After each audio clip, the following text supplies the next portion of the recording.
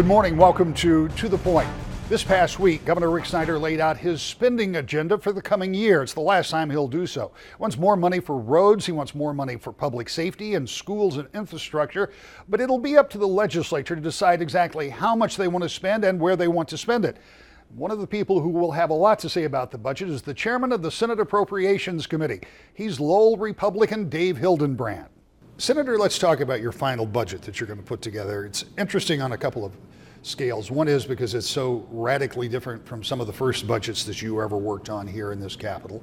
And second, a lot of it's going to be used, that money will be spent after you're out of office. So how is the approach different, or is it the same as it's always been? Well, what I can say is that we've come a long way over the last 8 to 10 years here in Michigan, not only from an economic standpoint. The economy in Michigan is doing much better than it was, but also from a budgetary standpoint. And I've been honored to be working intricately in the budget process as the chair of the Senate Budget Committee over the last 4 years to put together sound, solid, balanced budgets that will put just Michigan on a better trajectory from a financial standpoint long term. And so even though I won't be working on state of Michigan budgets formally when I leave the Senate down the road, I hope that we've at least left the state from a budget standpoint on a better trajectory than when we started. Well, I want to talk about the budget that the governor proposed, understanding that's not going to be the final document, but I also want to talk about that. So let's talk a little bit about the changes. There was a structural deficit in the budget for years and years, and it kind of carried over, and it was really exacerbated and came to a head when the economy started to go south during the time that Jennifer Granholm was governor here. And that's when those of us who weren't intimate with the budget looked at it and said, wait a minute, you can't do this, it's not sustainable. So there had to be a lot of changes made. There were a lot of things that happened during her administration when the revenues were way down.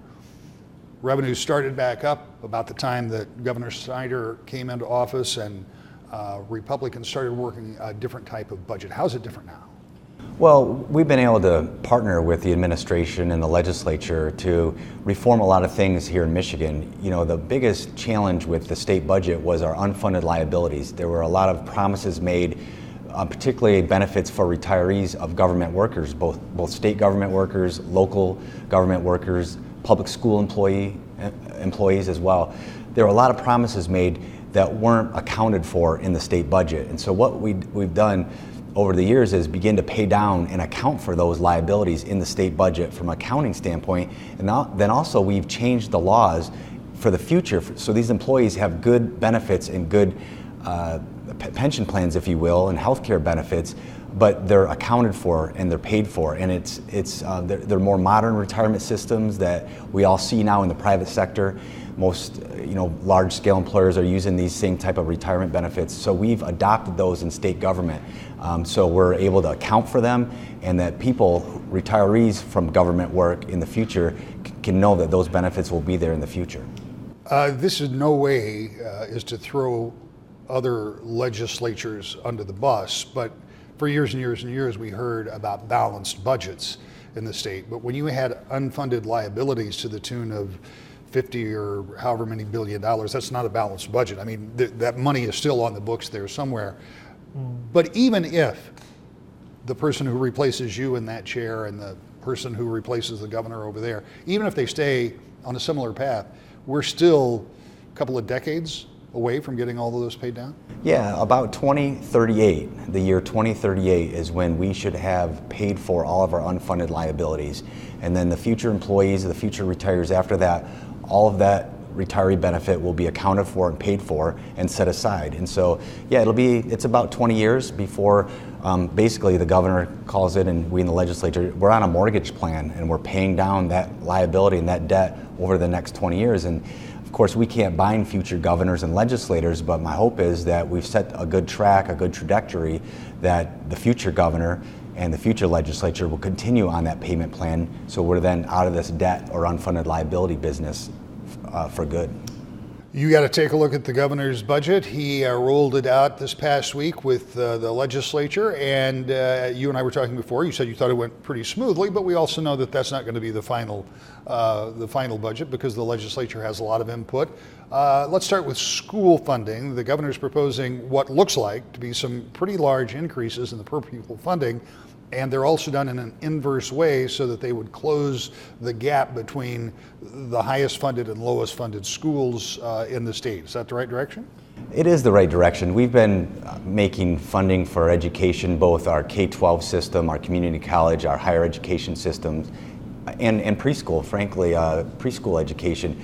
I mean, that whole realm of education in the state, we've been making a priority in the state budget process. In just K-12 alone, we've spent almost $2 billion more in the last 7 years in K-12 public education. So we've really made it a priority. And I think more importantly than the money, and we need to support the employees in our school districts out there, but more importantly than the money is to make sure that there's accountability built in the achievement and the education standards of our young people. And that's difficult to do, and you and I were talking about what government can do to be a part of that. But we've focused really on the 4-year-olds and making sure the 4-year-olds are prepared when they enter kindergarten. We've really focused on changing our legislation, our laws about 3rd grade to make sure that 3rd graders are ready for 4th grade. You know, 3rd grade is a key point in a child's learning development, and you know they're learning to read to 3rd grade, and then after 3rd grade they're reading to learn things. And so we've really put a priority and focus extra resources on those 3rd graders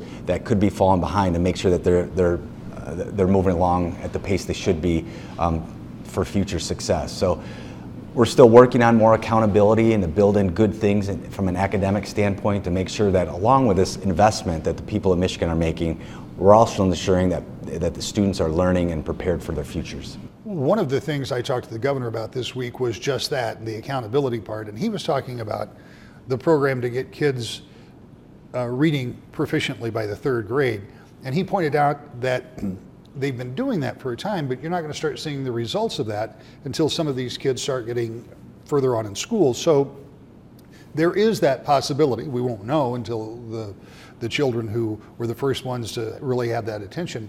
There is the possibility that we've already started to do things to improve those scores as we go forward. No question. We've had resources in the last couple of budgets for reading coordinators and reading help for those 3rd graders, and it even starts before 3rd grade for the 2nd graders who you can see are starting to fall behind, to get the extra resources, the extra help they need to really get up to reading grade level. One of the things the governor proposed doing is using some lapse funds, I believe, to add to the transportation funds. So that would put it up to maybe around $1 billion. We know that in time, like by 2021, there's supposed to be $1.2 billion more that goes into transportation. Is that a good expenditure with that money, do you think? Well, it's something we'll look at, and maybe 175 more isn't the right, million more is not the right amount, but the good news is that, I mean, just over 2 years ago, we passed the transportation package, and that is going to phase in an additional, as you mentioned, $1.2 billion. There's already $600 million more going into the system. The next budget will automatically put another $150 million. So at the very minimum, there'll be $750 million more that we'll be spending on our roads and bridges in the state of Michigan than we did just 2 short years ago. And I know the roads still aren't in great condition, and I'm still getting calls and complaints about the roads. But what I'll say is the improvements aren't going to happen overnight. It's going to take time. I mean, getting the money in the system is one thing, but then getting the work done just takes time. With so much critical need out there in our infrastructure, it's just going to take some time. So we'll look at that, and it's important to the governor, and I don't know if that $170 million more on top of that $750 million is the right amount, but certainly transportation funding has been a priority, and we'll continue to look at that. After his budget presentation, the governor was asked more or less this question. Governor, what were you thinking when the chairman of the Senate Appropriations Committee said, we are okay with reducing revenue streams to the state, keeping money in people's pockets essentially, and that makes us, speaking of the legislature, you, maybe a little more fiscally responsible. That's not exactly what you said and not exactly how the question was asked, but the question was really about this. The desire of the legislature to do some type of tax reduction or tax relief, and the desire on the governor's part to making sure everything is properly funded, and sometimes those two things are in conflict. Well, they are, but I've long said I ran for office wanting to make a smaller, more efficient state government, really to empower people. And I said that almost 15 years ago when I first ran for office, and I haven't changed. I still feel that the best thing we can do to make our government work for the people is to make sure that the revenue here, any extra we send back to the taxpayers. And if we reduced revenue here, we're forced to make good, sound, prioritized decisions with our state budget. And I think that makes government work better, and it makes our communities and the people who live and work there even stronger. I've been covering legislatures in this building for a long time, and in the past few weeks I saw something that I have never seen, and that is the House and the Senate, both comprised of a majority of the same party as the governor, overturned one of his vetoes. And that was not all that long before we started into this process. Now the governor today said, or when I spoke with the governor, he said, well, look, I've signed 2,000 or some pieces of legislation, and that was once pretty good batting average. Yes, but it still was a veto that was overridden. Does that change the calculus going into this calculation, or is everybody happy? Well, I never take pride in one of the bills. Actually, I had sponsored and introduced that we overrode his veto. And so I didn't take pride into doing that, and I tried to work with the administration on resolving the differences we had, and we just couldn't come to an agreement. And unfortunately, it was a policy that was overwhelmingly supported in the legislature by both Republicans and Democrats. And as the Senate budget chair, I let the governor's office know I'd work with them if they had concerns on the financial implications of the reforms that we did from a tax standpoint, that I'd work with them on all of that. And unfortunately, we just couldn't get on the same page. And so, the Constitution allows us to override a governor's veto in very unique situations. And I think this was a unique situation where nothing against the governor. I highly respect him and have worked great with him over the years. This is just where we couldn't get on the same page. And so we utilized that process, that tool that we have to override a veto. But that you don't believe will cloud the negotiations on this budget going forward? I don't believe so. No, we've talked about it, and so these things are difficult, but they happen, and then you just move on in a positive way, and that's what I'm committed to do. The budget process is underway now, and you can expect that budget to be wrapped up sometime in early June. And when we come back, yet another candidate for the U.S. Senate. To the point. Welcome back to the Point. Over the past few months, we've introduced you to any number of candidates running for any number of different offices and from all different parties. This morning, we continue with a Republican candidate for the U.S. Senate, Bob Carr. Let's start with the basics, because many people that are watching this show this morning haven't had a chance to meet you in person. So tell us about your backgrounds, interesting places you've been and things that you've done. Well, my background started in Michigan. My mother was born on Mackinac Island. My dad was Grand Hotel photographer. They split. So the state of Michigan took me. It was called the Michigan Children's Aid Society. I was one of the first. And I ended up in over 20 foster homes, but they were my parent. And my dad was politically, we don't have time to talk about that, connected, so he kept me from getting adopted. So foster home to foster home until I went into boarding high school for kids without homes, where I earned my way, paid my board, worked on the farm in the garages and that kind of thing. I met my wife in Washington, D.C. when I decided I was going to get a job with the president. I met her the first day, so I had to do that. I ended up working for the Executive Office of the President in Drug Abuse Prevention, went up to Capitol Hill, worked for a congressman there. I went back to my roots in Mackinac Island, and the lighthouse was ready to be torn down. And I had an absolute fit, went and talked to everybody who didn't own it, and nobody owned it. So I wrote a letter to the newspaper, and I went back to Washington, D.C., and I got a call, come on up and let's see if we can save the lighthouse. So I did that, and I've been doing projects all over the state of Michigan for the last, ever since I went to Mackinac Island. And so wherever I go, my fingerprints are. That's my little bit of background. The interesting part for me, for people who come and sit down at this chair, and we've already started with a whole lot of folks this year who want to run for a particular office. You obviously have this interesting background, these things that you've been doing. but now you want to run for the United States Senate, which is a huge undertaking. And I wonder when people that are active and have so many projects do this, because this really becomes all-consuming. You were just telling me before we started, you're on the road all the time. We've moved on the road. We have a motorhome. My wife is able, she's an elementary school teacher, is able to teach in the state, all over the place.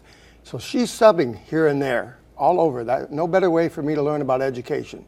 And today she's at some school in, I think, South Lyon. I dropped her off. And she's doing special ed. And so that's very unique for a candidate. I decided to run because the Michigan United States Senator is a special position, and it's really all about Michigan.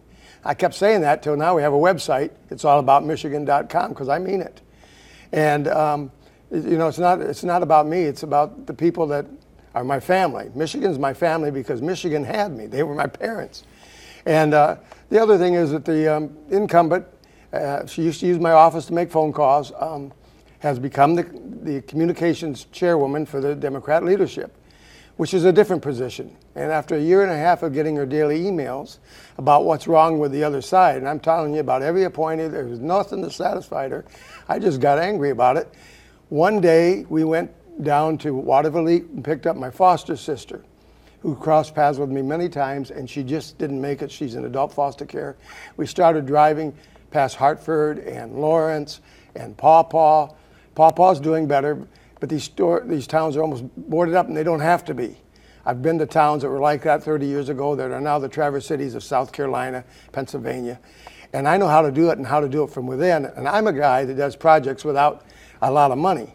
I always have a saying, don't ask about the money, ask about the goal. And up and down this coast are projects I've been involved in. Portland, the little town of Portland, I drove by today. I got a call from a professor at Michigan State. They're going to tear the bridge down in the middle of town. Can you help save it? I think 100 phone calls later, we were able to save it, and people just love that little bridge, and they drive one way across it, and it's got the ornate old lights on it, and that kind of thing. And so I just want to go to a bigger platform. There's so many more tools with the Michigan United States Senate. Then the other thing is that because I've been in agriculture all my life, working on farms of every kind, I'd like to sit on the United States Senate Committee. I think it's time for a change. And so between not paying attention to Michigan, and I've paid attention to Michigan all my life, and needing to bring those lost votes back, and I can do that by my agriculture experience, I decided to run. And I think we're going to win, actually. When you start talking about running for Senate, you have two races to win. Yes. You have the primary race, Right. the complexion of which has changed with people getting out of the race. Right, that's right. And then you have the general election race. But first you have to get to that primary. Right. So what separates you from other Republican candidates, do you Well, the way that I think the Republicans are looking at it is my agriculture. The Republicans will vote straight ticket until they get down to the United States Senate. They want to keep somebody from Michigan on the agriculture committee. And now that campaign tactic that she's always used to get all those lost votes, which we're talking about farmers and their families and their communities. She can't do that anymore. I'm going to get those votes. They believe that that's enough votes to swing the district back to, in this case, Republican, but to someone else besides the incumbent. And so that sets me apart. My community projects I've done.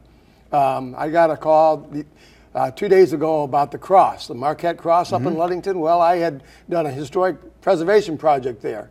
I got a call from the city, and I found homes for, I think it was 10 railroad cars, some as early as 1878, with all the ornate hardware and stuff. And so they know me very well. And I drive by Portland. There's a project of mine. I'm in Oakland County right now. I did a project there. The railroad car that's sitting at Clarence, which is reopening, I moved from there just as the county worker with the backhoe decided to break a water main. And that's a great story, but we were successful. So everywhere I go, so we're going to do local target marketing and advertising, because if they don't remember me, they drive by my projects. Each one creates jobs. When you look at what's going on in the United States Senate, we recently had a government shutdown. There's another one that looms just weeks away. And there is a great deal of dysfunction in Washington in general. But because you seek this office, what would you want to do when you got to Washington, D.C., if you were successful? Well, these projects all start with people with all kinds of different opinions. And I'm just able to take and get people to dream together. We cross from the UP down to the major part of the state, the lower state. We have the 45th parallel, we cross over it. That's the middle of between the equator. I don't think that it's necessary to always vote straight party on an issue. I think we got to be looking out for people and whatever's the best idea. There's a lot of people with a lot of smarts. Right now, and for the last year or two, maybe it's longer, you have to vote party line because the words, I think, make a difference. There's several words that are just red flags. On Democrat, it's repeal, that really does it. On the Republican side, if you say you're an activist, that really does it. And so sometimes words really matter. And if we're just trying to say we're going to do something better, and by the way, the people are going to live a life and they're going to come back and say, you need to do something even better. And we need to revisit any of these programs and things we're doing with the Senate, I think, every 2 years. What of the things, so you're talking about a sunset on programs, or at least a well, reauthorization? Just a revisit, because times change, situations change, other countries get involved with us, it changes the situation. So we should understand that once you pass, I think our tax thing hadn't been passed in 30 some years. It had, probably needed to be updated a long time ago. And so don't be afraid to make changes. It's not that you were wrong, it's just that things change. And as you change and things change, you keep up to date. I'm looking at these cameras in here. This is the first time I've seen cameras that move on their own. You're updated. You're using technology. And you're able to flip cameras instead of having people running back and forth, trying to go from one camera to another. I think we have 3 cameras here. All being able to move with new technology. That's what I'm talking about, keeping up. When you look at the state of Michigan, and you obviously are very Michigan-centric, so when you look at the state of Michigan, what are the problems that we face here, that you believe that we face here now, that you could address from a platform in Washington?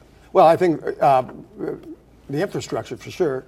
I'm very happy to say that we finally got railroads 2 days ago to run at 110 miles an hour.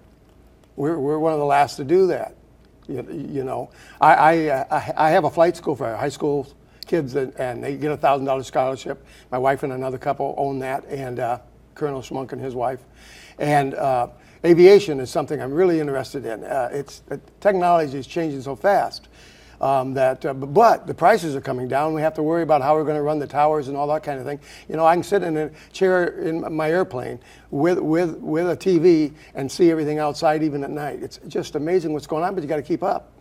So we need to deal with that. I do have some good news. I met a trucker who bought a brand new truck yesterday, big semi, and so he took me a tour of it. And even though it was built in another state, it was brought to Michigan. He says nobody but Michigan can do the heavy-duty undercarriages and things like Michigan. He says truckers get their trucks built and then they bring them to Michigan for the third stop. So we're doing something right. And my job is just to get involved in all of it. And I understand that other states impact us, not just the ones around us, but other states. So you have to get involved with all the governors. And of course, we have the nations we have to worry about. Because at least on Mackinac Island, we have these kids come from all over the world. You know what they tell me? We're one country now. And what they mean is they're on Facebook, they're Twittering. And so they don't have this enemy idea that we had when we grew up. Because, the guy from Ukraine or the guy from Russia or wherever they come from are tweeting with the people in Michigan every day. And they're Facebooking and now they're Skyping and so on. It's a whole different world, and we need to look at it that way. We're back with the final note, to the point.